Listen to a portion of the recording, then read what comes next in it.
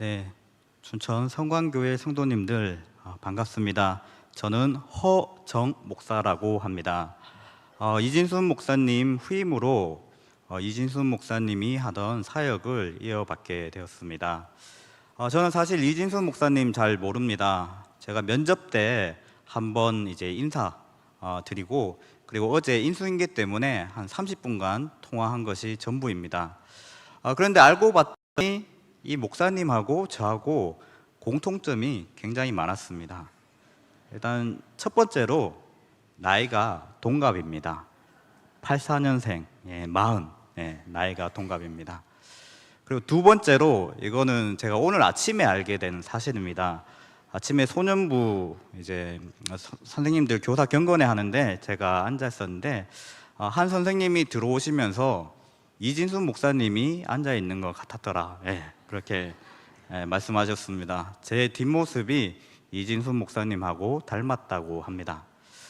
그리고 또 어떤 점이 또 그 목사님하고 제가 인연이 있냐 하면, 그 목사님 지금 가신 교회가 고양시에 있는 의선교회입니다.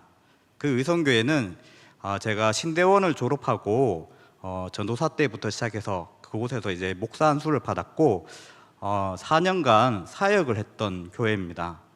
이진수 목사님은 고양시에 있는 의성교회로 가시고, 저는 여기 춘천 성강교회로 오게 되었습니다.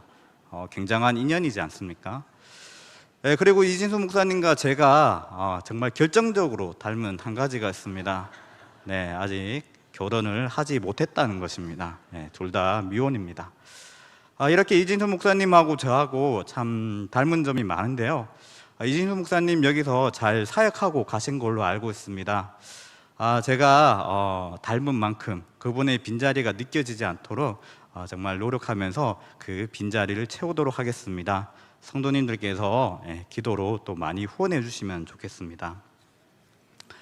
오늘 설교 본문은 창세기 26장 이삭에 대한 말씀입니다.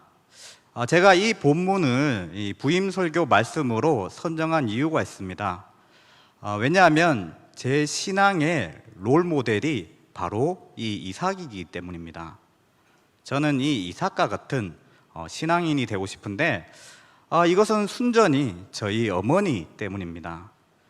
저희 어머니께서 기도를 하실 때 어떻게 기도를 하셨냐 하면, 우리 아들 이삭 같은 아들이 되게 해주세요.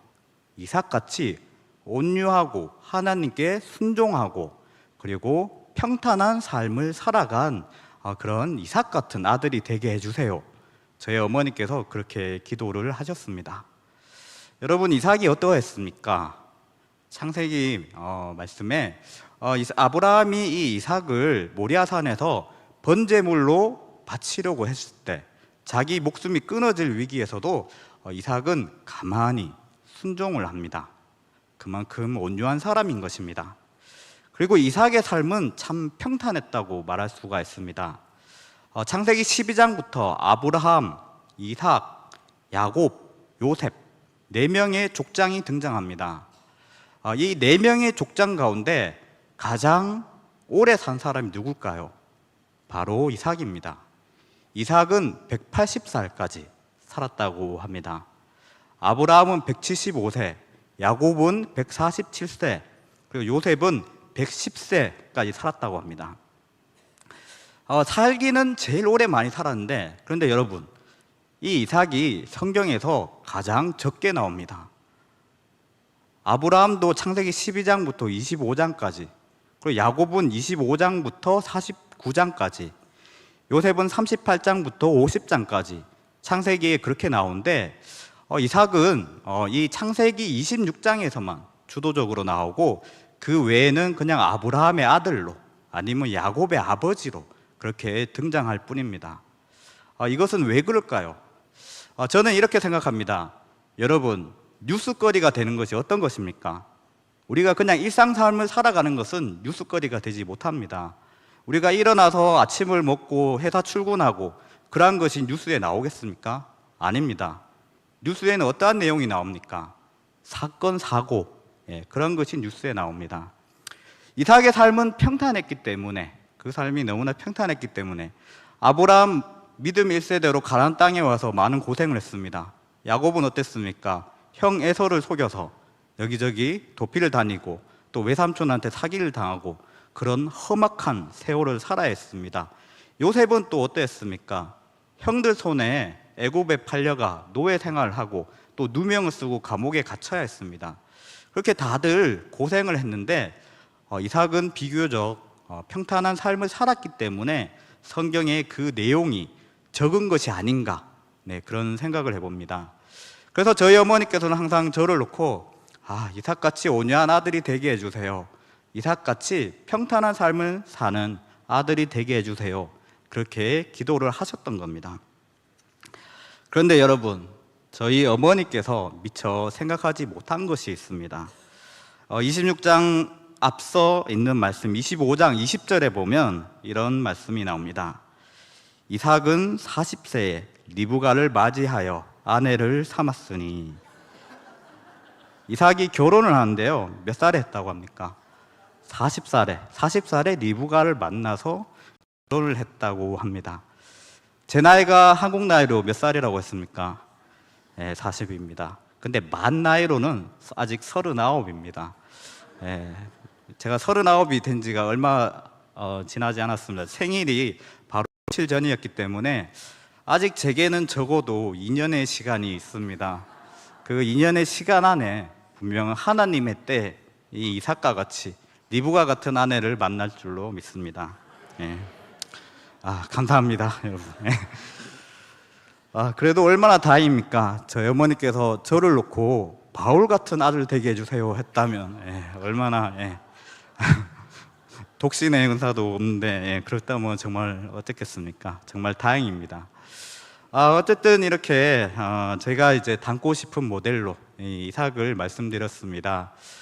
성도님들, 그러나 이 이삭의 삶이 마냥 평탄하지만은 않았습니다. 이삭의 고난이 오늘 말씀 가운데 등장합니다. 이삭이 당한 고난은 무엇입니까? 창세기 26장 1절에 이렇게 말씀합니다. 아브라함 때 첫 흉년이 들었더니 그 땅에 또 흉년이 들매 이삭이 그랄로 가서 블레셋 왕 아비멜렉에게 이르렀더니, 이렇게 말씀합니다. 아브라함이 처음 가나안 땅에 왔을 때 그 가나안 땅에 흉년이 들어서 아브라함은 애굽으로 피난을 가야 했습니다. 그리고 이삭의 때에 또 큰 흉년이 가나안 땅에 찾아들게 되었습니다. 그래서 이삭은 양식을 찾아 풍족한 애굽 땅으로 떠났던 것 같습니다. 가나안 땅에서 애굽 땅으로 가는 길은 서쪽에 있는 해안지구 따라서 해변길을 따라서 내려가야 합니다. 그 땅은 블레셋 사람들의 땅입니다. 그런데 이 이삭이 블레셋 사람들의 땅을 통과해서 애굽 땅으로 갈 때 하나님의 말씀이 임합니다. 2절에 이렇게 말씀합니다. 여호와께서 이삭에게 나타나 이르시되 애굽으로 내려가지 말고 내가 내게 지시한 땅에 거주하라. 상식적으로 이해하기가 힘듭니다. 애굽에 가면 그 땅은 나일강 때문에 비옥하고 풍족하기 때문에 먹을 양식이 많습니다. 그래서 먹고 살기 위해서는 애굽 땅으로 가야 될 것 같은데 하나님은 그 땅을 떠나지 말고 그랄 땅, 이 블레셋 땅에 머물라고 말씀하십니다. 이것은 아마도 약속의 땅인 가나안 땅 근처에 이 이삭을 두기 위함이 아닌가 싶습니다. 하나님께서 이렇게 말씀하시자 이 순종하는 사람 이삭은 하나님의 말씀에 따라 이 그랄 땅, 이 블레셋 사람들이 사는 이 그랄 땅에 머물게 됩니다. 그리고 그가 농사를 지었는데 정말 하나님의 말씀대로 100배의 소출을 얻는 큰 복을 얻게 됩니다. 그런데 여기서 문제가 생기게 됩니다. 이삭은 해외 이주민입니다. 그랄 땅에 원래 살던 사람이 아니었습니다. 그런데 그가 농사를 짓고 잘 되는 것을 보자 그 땅에 있는 사람들이 두려움을 느끼고 또 시기 질투를 하게 됩니다. 그래서 그 땅에 있는 사람들이 이삭에게 어떤 짓을 저지릅니까? 이삭이 사용하던 우물, 바로 아브라함 때에 아브라함이 팠던 우물입니다. 그 우물을 메꾸어 버립니다. 이 근동 지방은 물이 부족한 곳입니다. 사람이 살기 위해서, 가축이 살기 위해서 반드시 필요한 것이 물입니다. 그런데 이 우물을 이 사람들이 막아버린 것입니다. 이것은 전쟁을 선포하는 것이고 이것은 죽으라는 그런 이야기입니다. 이 블레셋 왕 아비멜렉은 이삭에게 이 땅을 떠나라 말합니다. 부당한 명령인데 이삭은 그의 말에 어떠한 말다툼도 하지 않고 그냥 그대로 그 땅을 떠나게 됩니다. 그 땅을 떠나서 그랄 평야의 골짜기에 이삭은 자리를 잡고 그곳에서 살기 위해서 우물을 파기 시작합니다. 당시는 청동기 시대라고 합니다. 이삭이 살던 시대는 주전 2000년경입니다. 우리가 이제 청동기를 사용하던 시대를 이제 청동기 시대라고 하지만, 근데 청동기는 당시에 굉장히 귀한 자원이었습니다. 흔하지 않았습니다. 그래서 청동기는 무기나 아니면 제사 지낼 때 사용하는 도구, 제기로만 쓰였습니다. 농사 지을 때 쓰던 도구들은 석기나 아니면 나무로 만든 목기였습니다. 그런데 여러분, 그런 걸로 우물을 판다고 한번 상상을 해보십시오. 우물을 잘 팔 수가 있겠습니까? 지금 포크레인 같은 그런 중장비도 없었고, 심지어는 삽과 같은 그런 것도 없습니다. 돌로 우물을 파내야 합니다. 그렇게 파다가 단단한 안반을 만나게 되면 더 이상 파지 못하고 그 우물을 만드는 것은 실패하게 됩니다. 이런 시대에 이 우물을 판다는 것은 엄청난 모험입니다. 학자들은 당시에 우물 파는 일을 지금의 금강 개발, 그런 광산 개발이나 아니면 그 석유 유전을 만드는 그런 어려움에 비교하기도 합니다. 그런데 놀랍게도 이삭이 우물을 팠을 때 그곳에 물의 근원이 있었고 그 아래로부터 물이 저절로 샘솟았다고 합니다. 이삭이 그 파기 힘든 우물을 얻은 것입니다. 그런데 다시 블레셋 사람들이 이삭의 우물을 빼앗아 갑니다. 그런데도 이 이삭은 그들에게 대항하지 않고 다시 땅을 옮겨가 우물을 파게 됩니다. 그리고 그곳에서도 물이 흘러나오게 됩니다. 근데 또 같은 일이 반복됩니다. 블레셋 사람들이 또다시 이 이삭의 우물을 차지해버립니다. 이삭은 우물을 빼앗겼습니다. 벌써 3번이나 일어난 일입니다. 그러나 이삭은 그들에게 뭐라 말하지 않고 다시 땅을 옮겨가 우물을 파기 시작합니다. 그리고 그곳에서도 물이 흘러나오게 됩니다. 그리고 마침내 그곳의 이름을 르호봇이라고 지었다고 합니다. 이 르호봇, 이 땅에 있는 우물은 그곳에 있는 사람들이 건들지 않았다고 합니다. 왜냐하면 이 이삭이 바로 하나님과 함께하는 사람이라는 것을 그 사람들이 알았기 때문입니다. 하나님과 함께하는 그런 대단한 사람이 아니었다면 그가 우물을 이렇게 3번이나 팔 수 없었기 때문입니다. 오늘 말씀 22절에 이렇게 말씀합니다. 이삭이 거기서 옮겨 다른 우물을 팠더니 그들이 다투지 아니하였으므로 그 이름을 르호봇이라 하여 이르되 이제는 여호와께서 우리를 위하여 넓게 하셨으니 이 땅에서 우리가 번성하리로다 하였더라. 이삭이 이전에 팠던 두 우물의 이름은 에색과 신나였습니다. 이 우물의 이름은 다툼과 그리고 대적함, 어떤 분쟁의 의미가 있습니다. 여러분, 다른 사람들하고 분쟁이 붙으면 어떻게 됩니까? 우리 분쟁이 붙었을 때 조금이라도 나의 것을 더 가지려고, 조금이라도 나의 입장을 더 대변하려고 싸우게 됩니다. 그리고 내가 조금이라도 더 많은 것을 그 사람보다 가졌을 때 우리는 승리라고 이야기합니다. 그러나 이삭은 그렇게 승리하지 않았습니다. 이삭은 다툼을 피하고 그가 가진 것들을 그냥 그대로 내어주었습니다. 대신에 이삭은 다시 자리를 옮겨가 새로 우물을 팠습니다. 이삭의 승리는 그렇게 이루어졌습니다. 르호봇, 넓은, 넉넉함, 풍부함. 이삭은 그것으로 승리를 했던 것입니다. 이삭의 여유가, 이런 여유 있는 태도가 어떻게 나오게 되었을까요? 여러분, 사람들이 우물을 계속 빼앗아 갑니다. 이삭을 쫓아냅니다. 그러나 사람들이 결코 이삭에게서 빼앗을 수 없는 것이 한 가지 있습니다. 그것은 무엇입니까? 그것은 바로 그와 함께 하시는 하나님이십니다. 하나님은 결코 그들이 빼앗아 갈 수가 없습니다. 언제나 하나님은 이삭과 함께 하십니다. 그렇게 우물 따위는 빼앗겨도 아무 문제가 없는 것입니다. 우물을 빼앗겨도 이삭은 그 넉넉함을, 그 여유를 결코 잃지 않았습니다. 사람은 무엇을 가졌냐에 따라, 또 그리고 얼마나 가졌냐에 따라 삶의 태도가 변하게 됩니다. 여러분들은 무엇을 얼마나 갖고 계십니까?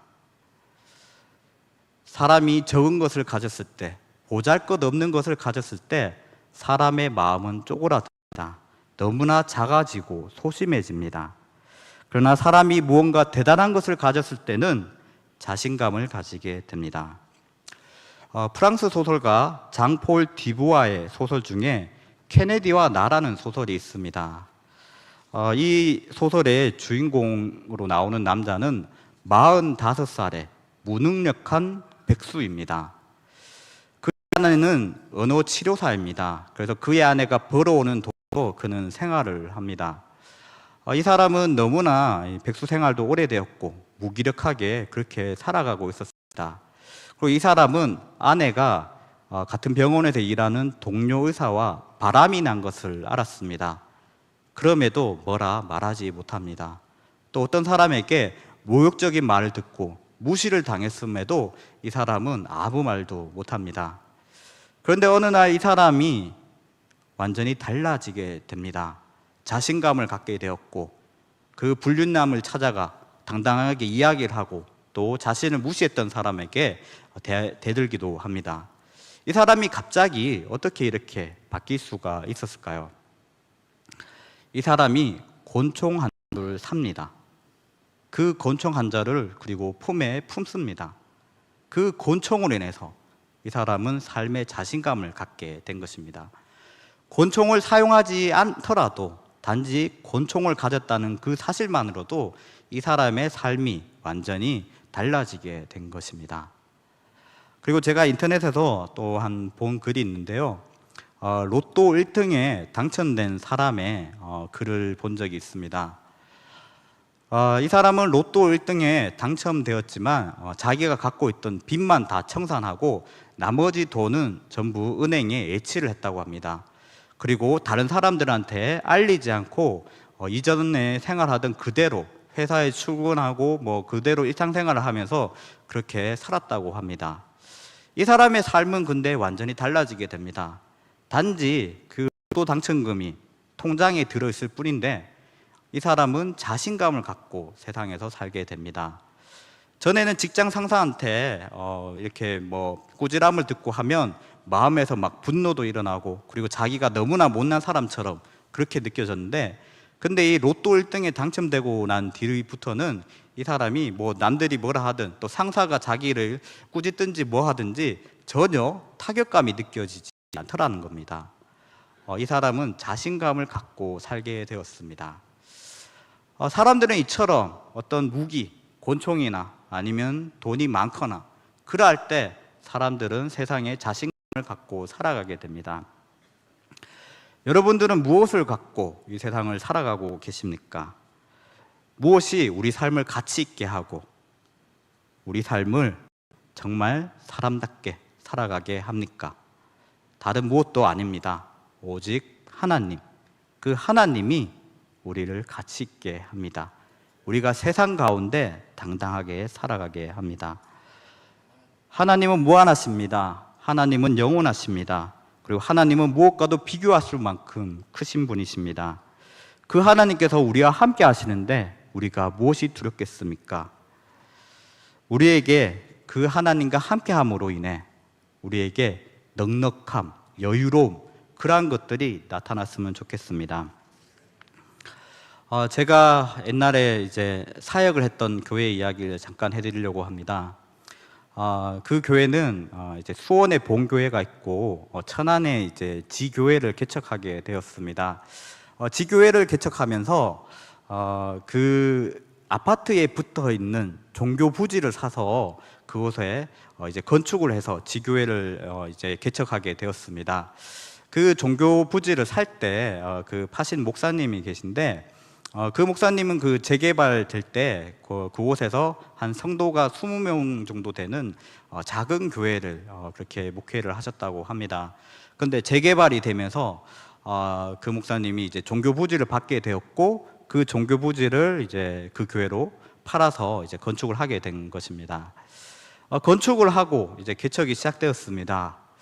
아파트 입구에서 나오면 바로 붙어 있는 그러한 교회입니다. 근데 이상한 점이 하나 있었습니다. 1년이 지나도록 그 아파트에 살고 있는 주민분들은 교회로 잘 나오지 않으셨습니다. 나중에 이제 그 아파트 주민분들한테 이야기 듣게 된 것은 무엇이었냐면 재개발을 하는데 재개발 과정 중에 그 교회 때문에 굉장히 힘들었다는 것입니다. 그 목사님은 하나님 땅을 단 한 평도 양보할 수 없다, 그런 마음으로 이 재개발이 결정되었을 때 조금이라도 더 많은 땅을 가지려고 그렇게 하셨다고 합니다. 이 재개발이 되면 원래 갖고 있던 땅의 가치가 달라지기 때문에 사람들이 조금씩 자기가 가진 땅을 양보를 한다고 합니다. 그렇게 좀 재개발이 순조롭게 빨리 이루어지게 그렇게 하는데 근데 이 교회에서는 이 목사님은 시위도 일으키고 공사도 방해하고 그렇게 교회 땅을 조금이라도 줄이지 못한다, 그런 마음으로 이 재개발을 할 때 이 재개발 하는 그 지역 주민들을 좀 힘들게 하셨다고 합니다. 그래서 그 교회는 많은 종교 부지를 보상을 얻고 또 그 목사님은 그 사택이 있는 곳 그곳에 세워진 그 아파트도 받으셨다고 합니다. 세상적인 시각으로 봤을 때 그 목사님은 참 성공했다, 그렇게 볼 수도 있을 것입니다. 번듯한 아파트, 몇 억 하는 그 아파트도 얻게 되었고 또 그 종교 부지도 비싼 값에 팔았으니까 정말 성공했다, 그렇게 볼 수도 있을 것 같습니다. 그러나 하나님의 눈으로 봤을 때 그것이 진정한 성공이라고 말할 수 있겠습니까? 우리 그리스도인들이 세상에 조금 더 양보하고 조금 더 배려해주면 어떻겠습니까? 왜냐하면 우리는 무한하신 하나님과 함께하기 때문입니다. 그 하나님과 함께하는데 내 것을 조금 잃는 것, 그것이 무엇이 두려운 일이겠습니까? 여러분, 일을 가진 사람은 그 일을 잃지 않기 위해 악착같이 살아가게 됩니다. 그러나 일만을 가진 사람은 일 정도는 잃어도 아무 상관이 없습니다. 그렇다면 무한하신 하나님과 함께하는 여러분이라면 여러분들이 무엇을 잃든 그것이 무슨 상관이겠습니까? 하나님은 무한하신데 그것이 무슨 상관이겠습니까? 우리가 그 마음으로, 그 넉넉함으로 이 땅 가운데 승리하는 모두가 되길 소망합니다.